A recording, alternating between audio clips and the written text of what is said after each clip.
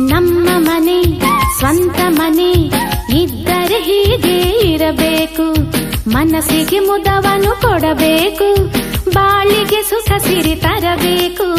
ನಮ್ಮ ಮನೆ ಸ್ವಂತ ಮನೆ ಇದ್ದರೆ ಹೀಗೆ ಇರಬೇಕು.